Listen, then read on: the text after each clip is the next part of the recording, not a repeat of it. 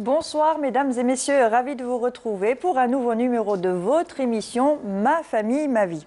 Alors aujourd'hui dans l'émission on va parler d'une habitude qu'on a pendant le mois de Ramadan, pendant toute l'année à vrai dire, pendant toute l'année et surtout pendant le mois de Ramadan. On va parler bien sûr de surconsommation et de gaspillage, halte à la surconsommation et au gaspillage.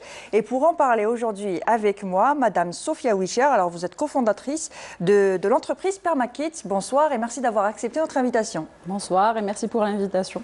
Très bien. Donc, vous êtes cofondatrice de Permakids. Qu'est-ce que Permakids ? Alors, Permakids, c'est une entreprise sociale et environnementale, donc à impact social et environnemental. Et c'est-à-dire, nos activités sont dédiées aux enfants, mais pas que. Donc, Perma, c'est permaculture et Kids, c'est les enfants. Et au fait, nous, notre impact, c'est de reconnecter un petit peu les enfants à la nature, à leur environnement naturel et le faire gagner en autonomie, donc à travers des sorties pédagogiques, des activités ludiques. Voilà, et donc on leur apprend à être plus autonome et se connecter à cette nature-là et aux autres enfants et à la société en général. Voilà. Et être un peu écolo aussi ? Oui, ben, tout à fait. Hein. C'est-à-dire, nous, on développe cette sensibilité, on va dire, à la nature pour justement aller dans le respect du vivant, de l'environnement et du respect de l'humain et le partage équitable des ressources en général. Très voilà. Bien. Alors, pendant le mois sacré de Ramadan, on est souvent le mois sacré de Ramadan, c'est souvent synonyme de surconsommation, de dépenser des fortunes pour faire des plats et avoir une table bien garnie, trop garnie même, trop garnie, donc pour rompre le jeûne la nuit venue, quitte à avoir toujours avoir les yeux plus gros que le ventre. Et justement, on va parler de ça, de la surconsommation pendant le mois de Ramadan et pendant toute l'année. On gaspille beaucoup, que ce soit en nourriture ou que ce soit en eau potable, par exemple, ou en énergie, électricité et compagnie. Donc, comment aider toute la famille à apprendre et à avoir de bonnes habitudes pour moins gaspiller ou moins surconsommer. On en parle aujourd'hui avec vous. Mais avant d'entamer notre débat, nous allons suivre un reportage de notre collègue et journaliste Leïla. Alors, c'est Leïla qui a préparé le sujet. On le suit et on revient tout de suite après.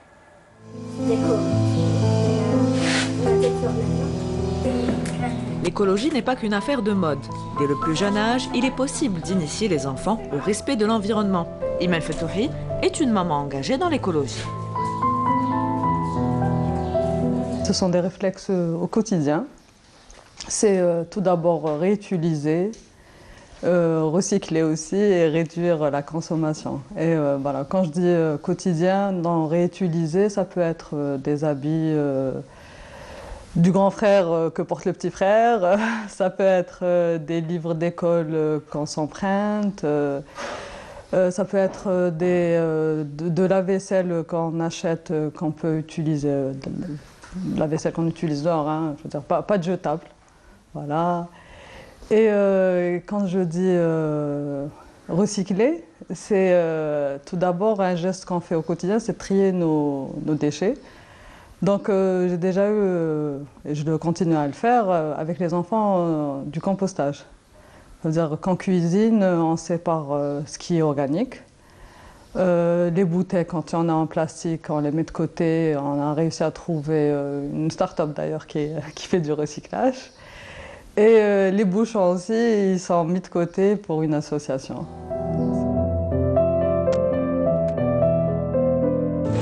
Ça, c'est les bouchons.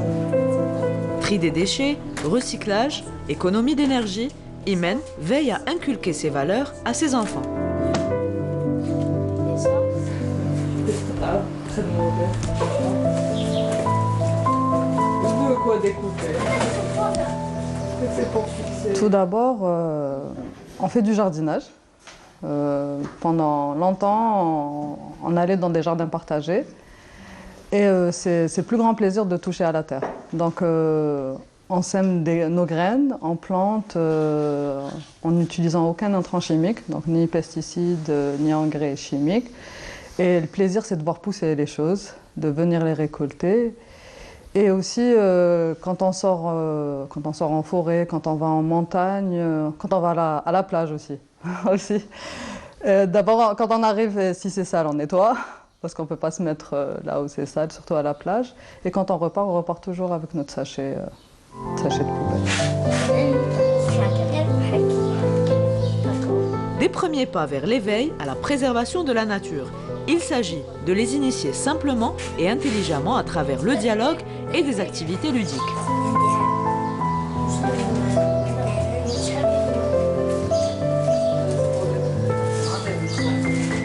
D'ailleurs, quand on recycle les emballages, eh ben, on a fabriqué plein de petites choses avec les enfants, des animaux avec des rouleaux en papier, des fleurs avec des bouteilles en plastique qu'on découpe et qu'on colorie.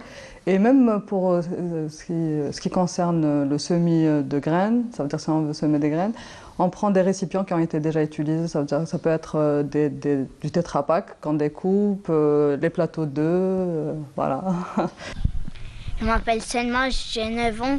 Je suis en train de jouer à XO avec Brahim et on fait des ateliers avec ma mère. Super. Et toi, Brahim? Je m'appelle Brahim Khalil. Je fais des activités avec Selma.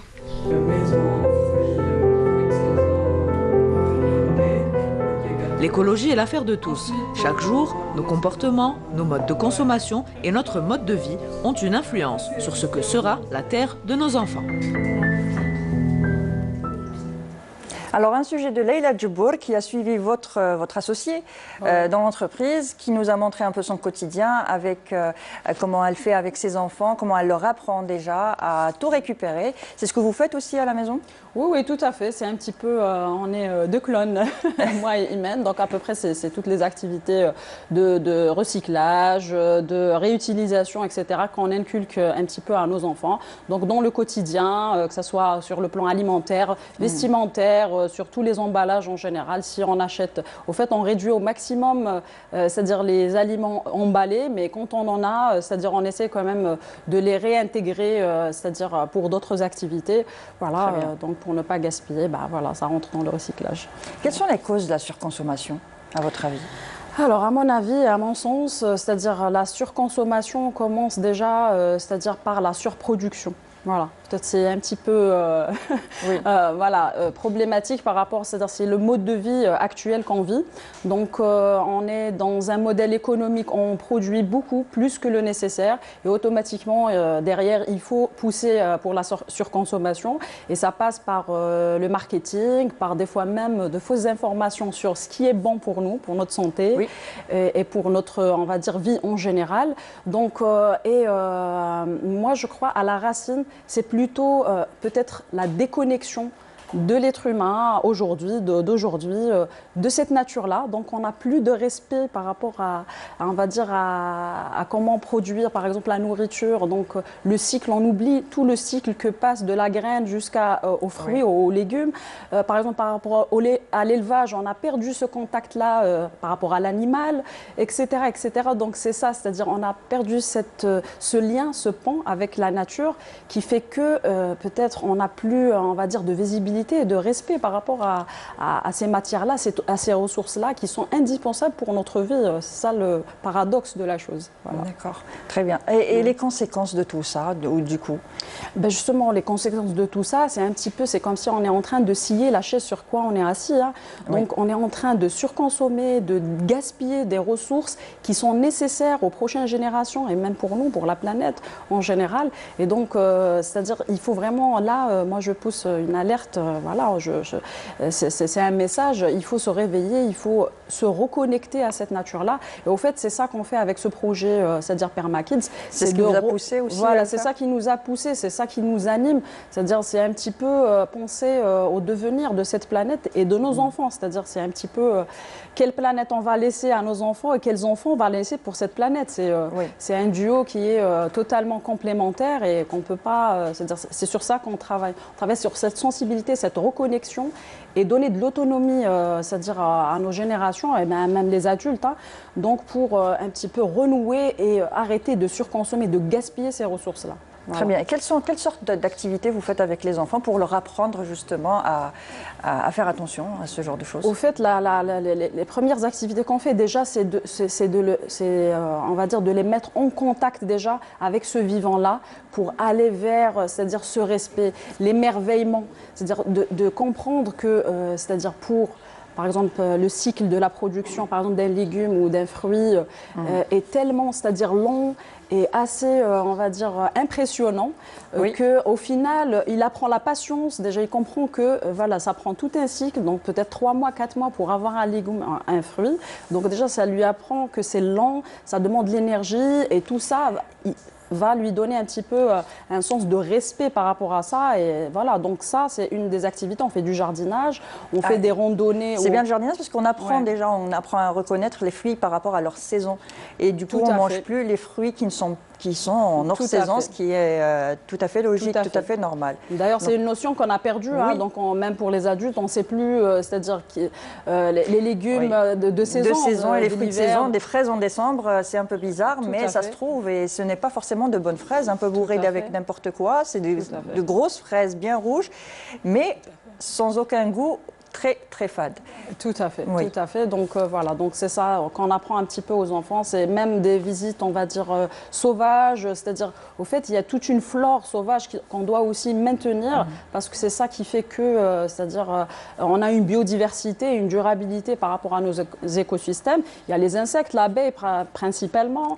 Donc tout ça, c'est-à-dire, on essaie de le faire, c'est-à-dire inculquer aux enfants pendant les ateliers. C'est des ateliers très ludiques, c'est-à-dire, les enfants apprennent avec l'expérimentation et la découverte. On n'est pas des enseignants, on est là juste des accompagnateurs et même des passeurs de nature. Très bien. Et ça commence à partir de quel âge? De 4 ans. 4 ans jusqu'à 14 ans. Après, à 14 ans, on peut même, c'est-à-dire, notre projet est de former des jeunes animateurs, des passeurs voilà, de nature qui accompagnent les plus jeunes. Voilà. Est-ce que les adultes ont le droit de venir aussi? Ben oui, parce qu'on fait aussi des ateliers parents-enfants. Au fait, on fait découvrir aux parents aussi ces ateliers ludiques. Parce que c'est un maillon important dans la chaîne, le parent, parce que si on inculque, on va dire, on fait des activités et après à la maison, on se retrouve dans le même rythme et dans les mêmes habitudes. Oui, donc, ça ne change rien à la maison. Voilà, tout à fait, tout à fait. Voilà. Et alors, selon vous, quelles sont les solutions pour réduire la surconsommation? La solution, c'est surconsommation dans tous les domaines, que ce soit nourriture ou par exemple le gaspillage de l'eau, de l'énergie, de tout.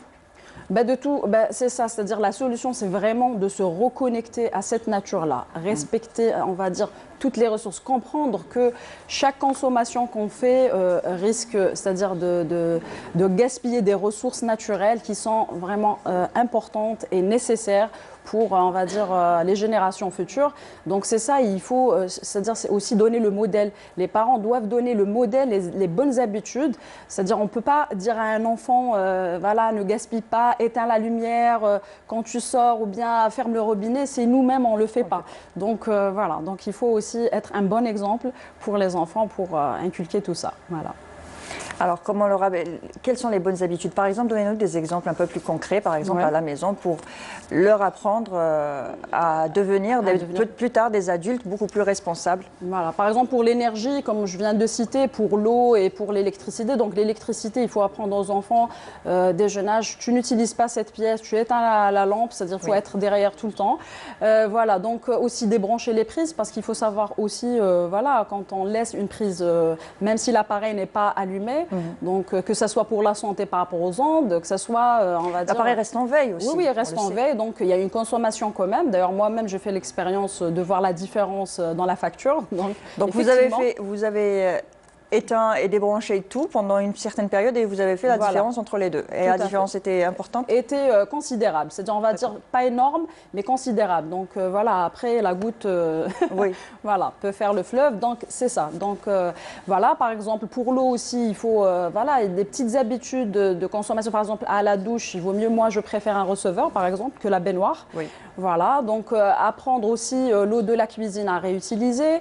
Donc ça, c'est-à-dire par rapport à l'eau, mais par rapport, par exemple, à nos déchets organiques, si on a des pots, on a un petit jardin, il faut vraiment apprendre à recycler ça en compost. Donc c'est simple. Comment on fait un compost?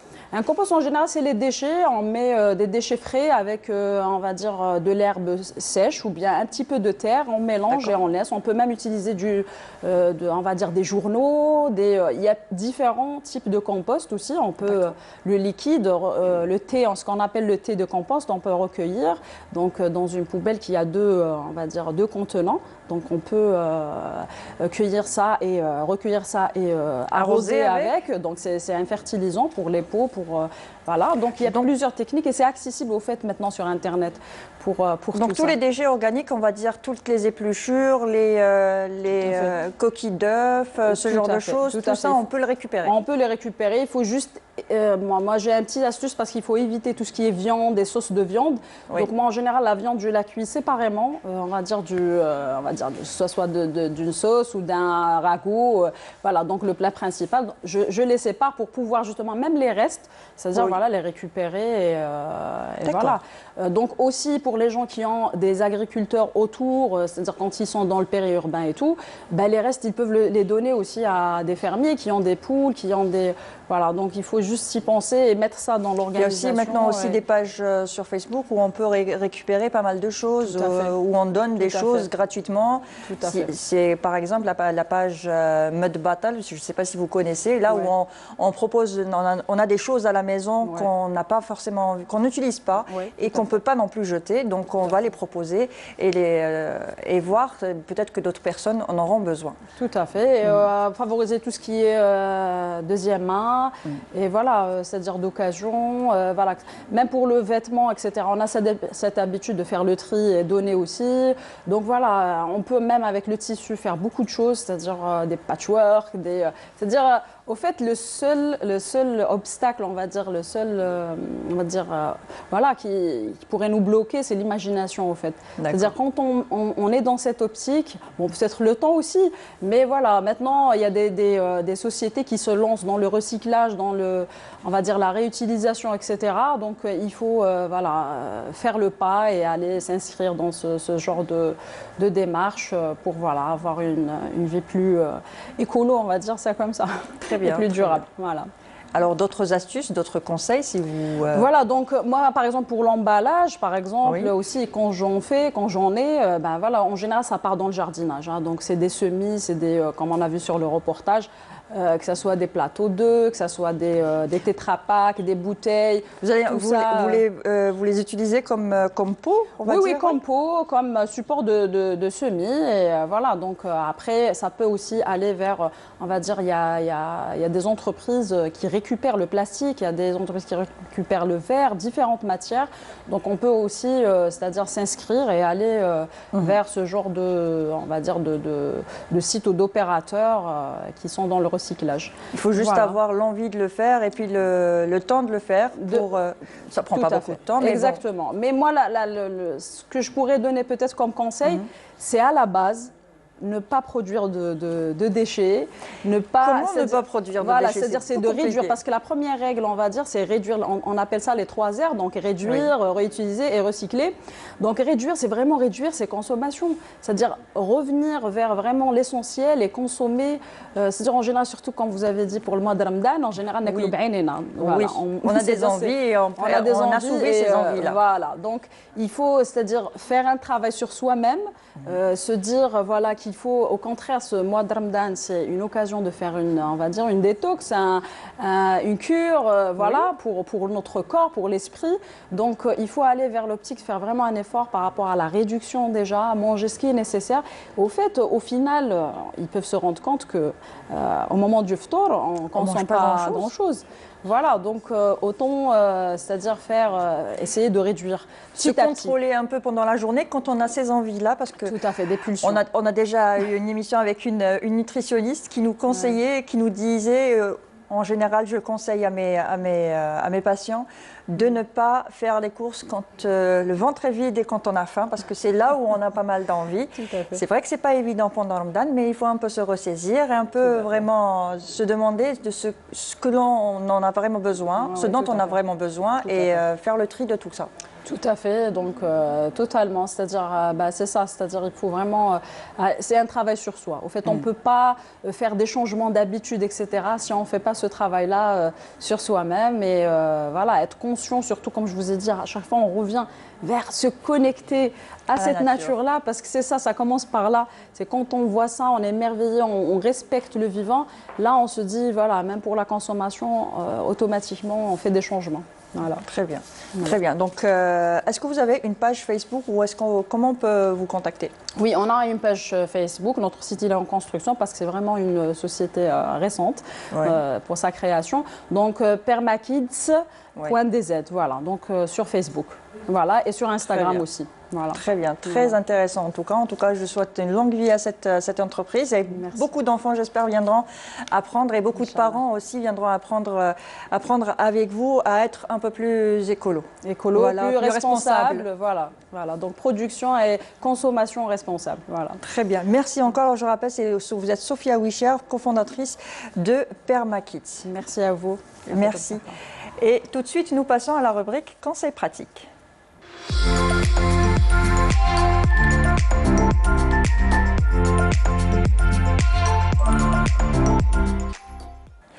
Place à la rubrique Conseils pratiques et aujourd'hui, dans la rubrique Conseils pratiques, nous allons parler de circoncision. Et pour en parler avec moi, Dr Mehdi Hammani, vous êtes chirurgien. Bonsoir et merci d'avoir accepté notre invitation. Merci à vous. Bonjour à vous et aux téléspectateurs. Merci. Alors, nous allons parler de circoncision. Pendant Ramadan, on en fait beaucoup, surtout la dernière semaine de Ramadan. C'est une tradition. Donc, première question, c'est à quel âge doit-on faire la circoncision? Quel est l'âge, le meilleur âge pour faire une circoncision pour les petits garçons? Alors, actuellement, de par les études établies, il n'y a pas d'âge réel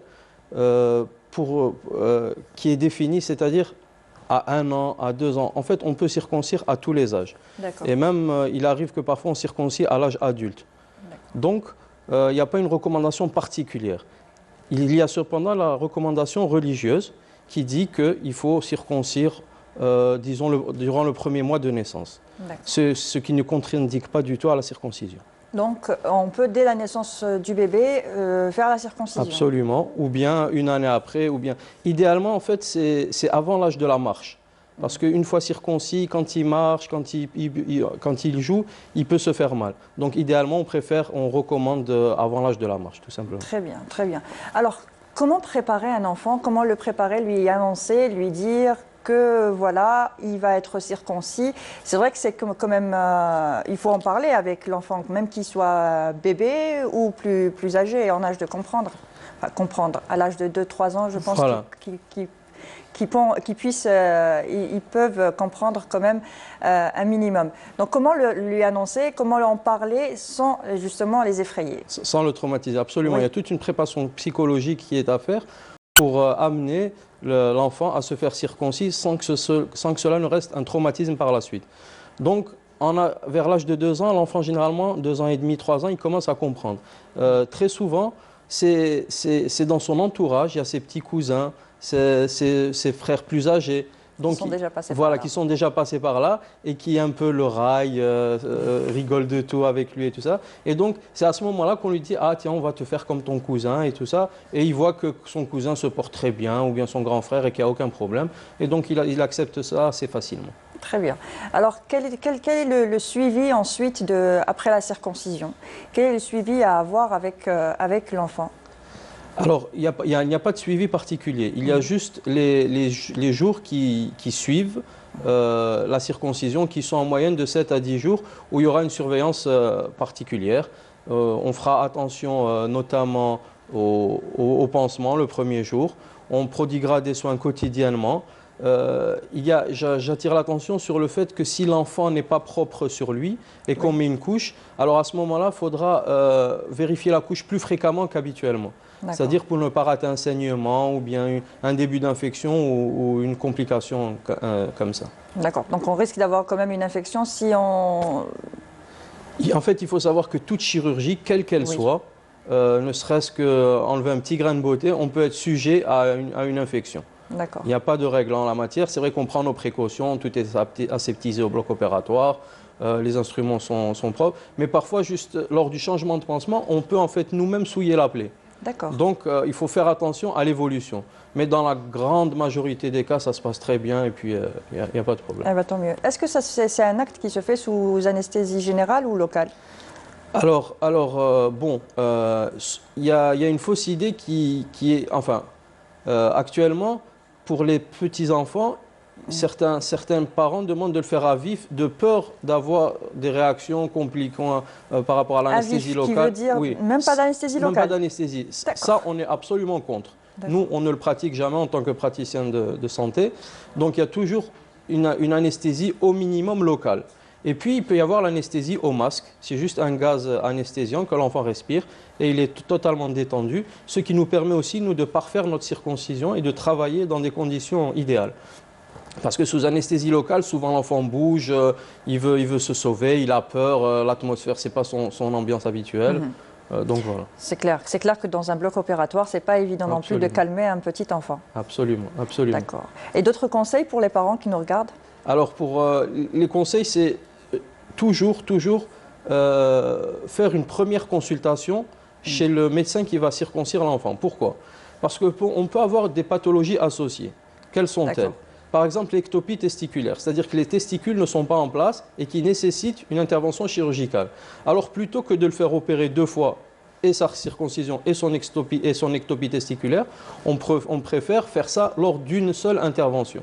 Ce serait bête de faire subir à un enfant deux interventions alors qu'on peut faire les 2 gestes en une seule intervention.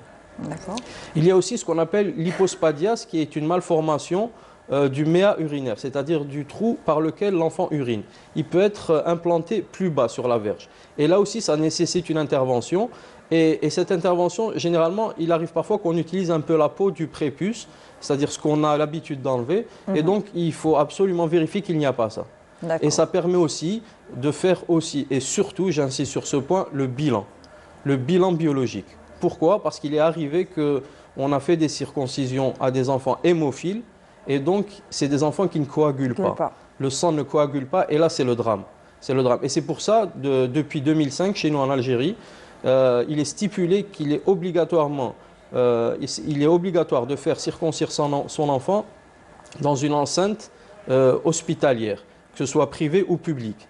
C'est-à-dire qu'il y ait des moyens de réanimation, de prise en charge, des complications immédiates.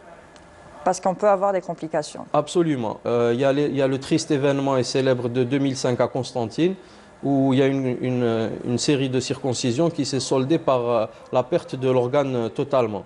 En fait, c'est dû à une autre technique qui était le thermocoteur, c'est-à-dire c'était un bistouri chaud qui avait blessé le gland et ça a fait des nécroses du gland. C'est terrible, mais bon. D'accord. Voilà. D'autres conseils? C'est bon? Oui, on pourrait aussi, je conseille aussi les parents, il y a une fausse idée qui est souvent véhiculée, c'est l'eau de mer. Souvent les circoncisions, notamment nos compatriotes à l'étranger, quand ils viennent en vacances ici, ils profitent de l'occasion pour faire circoncire leurs enfants. Et on a l'idée que l'eau de mer en fait guérit la cicatrisation plus vite. Et en fait c'est totalement faux. C'est totalement faux parce que le pouvoir salin de l'eau fait que ça peut irriter la peau. Et d'autre part, l'eau de mer n'est pas forcément aseptique, il y a des bactéries. Donc on peut réellement choper une infection lors d'une baignade. Donc dans tous les cas, après une circoncision, éviter la mer? Il faut éviter la mer, éviter les bains prolongés trop longtemps. C'est-à-dire que par exemple, si l'enfant porte des couches encore, on nettoiera après chaque selle avec de l'eau et un savon doux et on asséchera. Il faudra toujours assécher et ensuite appliquer, moi je préconise de la vaseline. Préconise de la vaseline sur la cicatrice et puis on peut oui ou non remettre un pansement et remettre la couche tout simplement. D'accord, très bien. En tout cas, c'est très intéressant. Merci encore. Alors je rappelle, docteur Mehdi Hammani, vous êtes chirurgien. Merci. Merci à vous. Et tout de suite, nous passons à l'info de la semaine.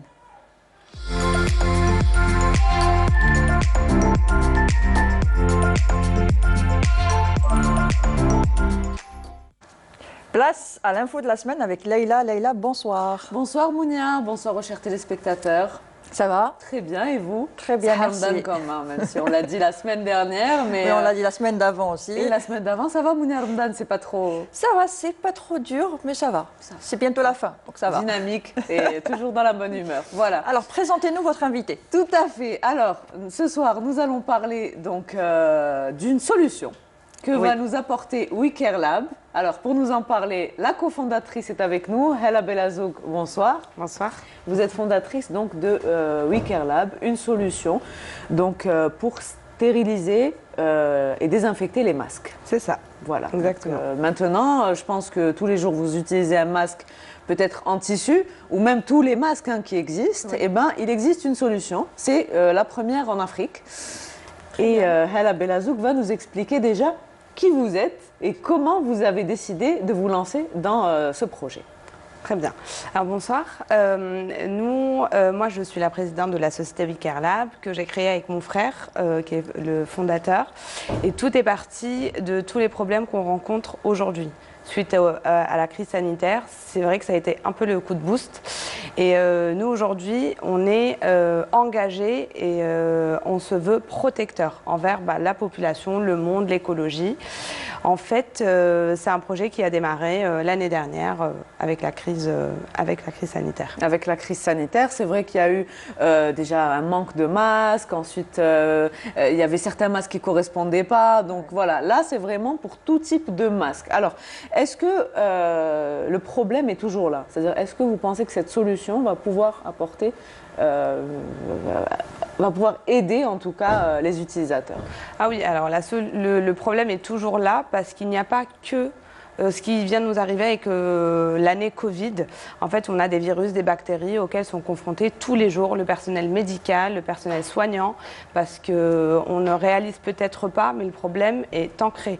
Et il n'y a pas que cette année-là, il faut que ce soit un déclic pour nous, mais on est là pour apporter cette solution-là sur laquelle on travaille depuis 1 an. Voilà, alors comment ça marche? Expliquez-nous un peu.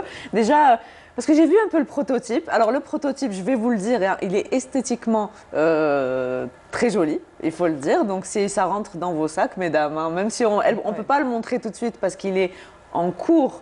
C'est ça. Donc on a le prototype, mais on n'a pas encore lancé justement la fabrication. Alors comment ça marche? C'est que cet appareil-là est d'ailleurs qu'on a appelé UV, donc UV grâce au LED UV incorporé à l'intérieur et V pour la vie et la protection de la population. Alors, vous avez 4 LED UV à l'intérieur, il est très simple d'utilisation. Vous prenez votre masque, vous le mettez à l'intérieur, vous appuyez sur un bouton, aussi simple qu'une télécommande, et vous avez un nouveau masque complètement stérilisé. On a réalisé des tests en laboratoire, c'est un produit qui est complètement breveté aujourd'hui, et on a atteint les 99,9% de taux de stérilisation avec notre appareil. Quand même, donc voilà. Et justement, comme c'est un 2 en 1, on ne s'est pas arrêté à la stérilisation, on a rajouté un vaporisateur de gel hydroalcoolique. Donc c'est vraiment une solution innovante et protectrice pour tout le monde. Alors, on va parler un peu de la fabrication. Est-ce que vous allez le fabriquer ici? Alors oui, on aimerait bien justement. Nous, au jour d'aujourd'hui, on travaille qu'avec des fonds propres à nous, qui nous ont permis au jour d'aujourd'hui de démarrer le prototypage de notre appareil et aussi de réaliser tous nos tests en laboratoire parce qu'on veut vraiment sortir un appareil et au jour d'aujourd'hui, c'est vraiment quelque chose qui marche clairement d'après tous nos tests actuels. Inch'Allah, ça continuera. Inch'Allah. Alors, on va parler du public auquel s'adresse cette solution. À quel public ça pourrait s'adresser? Est-ce qu'il y aura des enfants? Est-ce que ce sera pour les personnes âgées aussi? C'est vraiment tous les utilisateurs des masques. Alors justement, on vise vraiment tout le monde, que ce soit les jeunes, les moins jeunes, enfants, les entreprises qui veulent protéger leurs employés, mais aussi faire un geste envers la planète. Il ne faut pas l'oublier parce que nous, c'est quelque chose de très important pour nous. Quand vous voyez tous les masques normalement, même si beaucoup n'en portent plus, ils ne réalisent pas l'impact. Quand vous voyez certains cris de détresse de médecins, d'aides-soignants, franchement... On est encore en plein Covid, donc la situation sanitaire, même si elle s'est améliorée, mais le Covid est toujours là. Donc pour ceux qui ne mettent plus leur masque... c'est pas bien. Il faut penser aussi justement à tous ces médecins derrière qui se battent nuit et jour et on réalise pas. Généralement, ils attendent que quelqu'un de la famille, un ami soit touché. Bon, on souhaite à personne évidemment. Mais voilà, alors... Nous, aujourd'hui, on vise vraiment tout le monde. Ce personnel de santé, ces médecins, vous, moi, tout le monde. C'est vraiment tout le public. Voilà. Et la protection de chacun commence par la vôtre. Eh ben, en tout cas, c'est une solution qui va, je pense, changer beaucoup de choses. Mais vous êtes une petite start-up, c'est-à-dire que vous venez de débuter, vous n'avez pas encore lancé le produit. J'imagine qu'il y a des besoins encore, puisque vous êtes incubé, je pense, comme toutes les start-up, on commence par un incubateur. Donc pour vous, vous en êtes où? Alors nous, on a un incubateur aujourd'hui. Alors il faut savoir qu'il y a eu 500 candidatures, il y en a eu 10 qui ont été prises et on fait partie de ces 10 chanceux. Ah, vous avez été sélectionné parmi ces 500 candidats? Exactement, voilà, on a été sélectionnés, on a eu cette chance-là et on est très contents. Alors on a démarré, on a notre incubateur et l'incubation commence normalement, Inch'Allah, au mois de mai.